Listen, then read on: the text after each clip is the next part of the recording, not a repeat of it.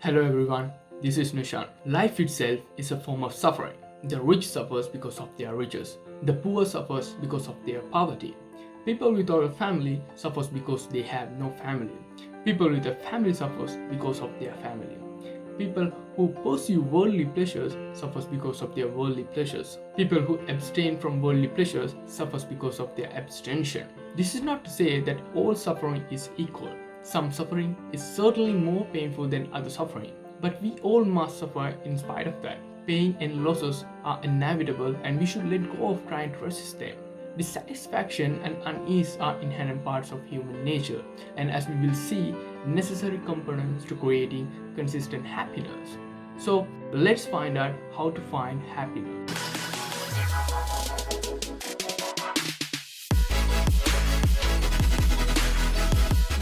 Problems are constant in life. When you solve your health problems by buying a gym membership, you create new problems, like having to get up early to get to the gym on time, sweating like a meth head for 30 minutes, and then getting showered and changed for work so you don't stink up the whole office. Problems never stop, they merely get exchanged or upgraded. Happiness comes from solving problems. The key word here is solving.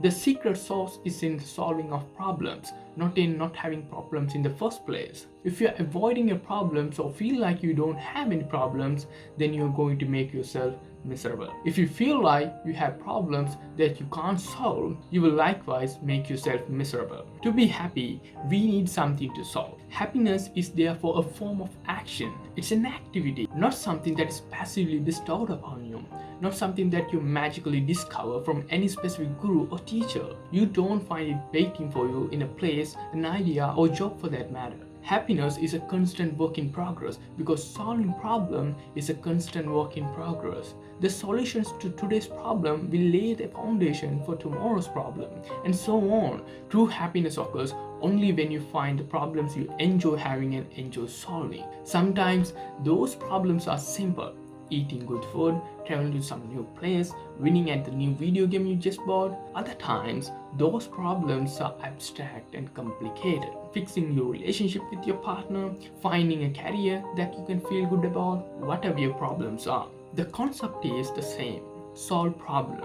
Be happy. Unfortunately, for many people, life doesn't feel that simple. That's because they fuck things up at least in one of two ways: denial, victim mentality. Some people deny that their problems exist in the first place, and because they deny reality, they must constantly delude or distract themselves from reality. This may make them feel good in the short term, but it leads to a life of insecurity, negative effects, and emotional repression. Some people choose to believe that there is nothing they can do to solve their problems. In fact, even when they could, victims seek to blame others for their problems or blame outside circumstances. This may also make them feel better in the short term, but it leads to a life of anger, helplessness, and despair. People deny and blame others for their problems for the simple reason that it's easy and feels good. While solving problems is hard and often feels bad, they are a way to temporarily escape our problems, and that escape can provide us a quick rush that makes us feel better.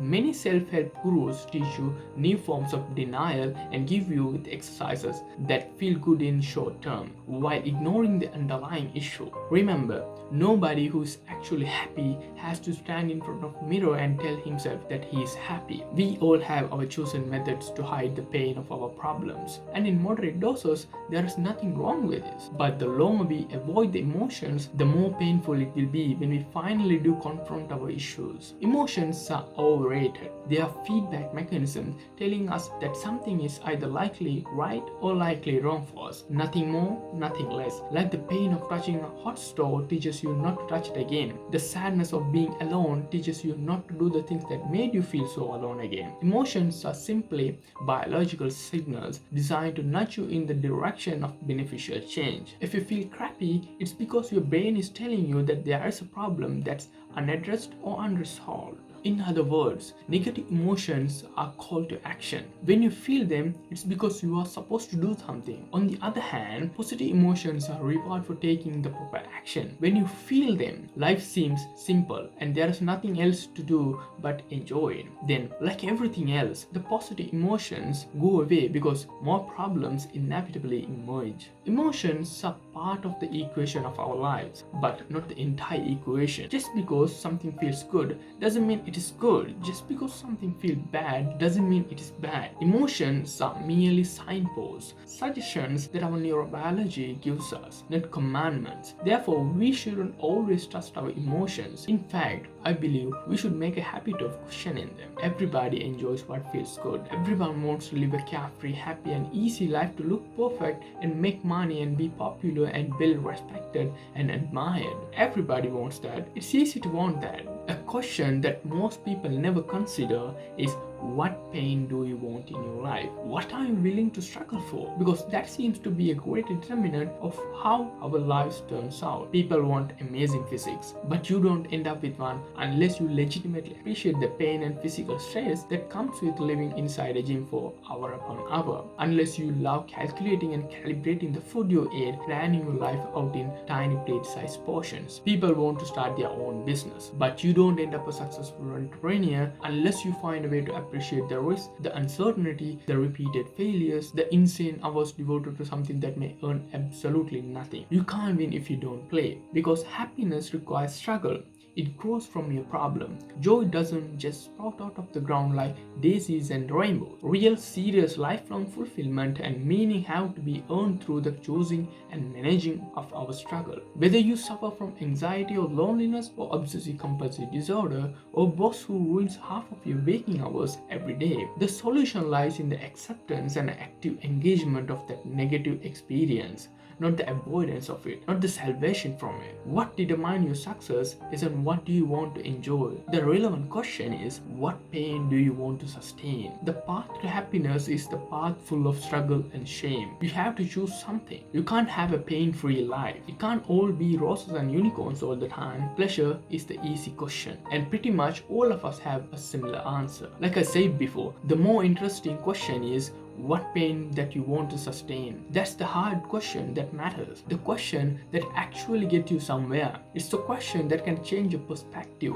Alive. It's what makes me, and you. It's what defines us and separates us and ultimately brings us all together. Who you are is defined by what you are willing to struggle for. People who enjoy the struggle of a gym are the ones who run triathlons and have chiseled abs and can bench press a small house. People who enjoy the long work weeks and the politics of corporate ladder are the ones who fly to the top of it. This is not about willpower or courage. This is the most simple and basic component of life. Our struggle determines our success. Our problems birth our happiness, along with slightly better, slightly upgraded problems. See, it's a never-ending upward spiral, and if you think at any point you are allowed to stop climbing, I'm afraid you are missing the point, because the joy is in the climb itself.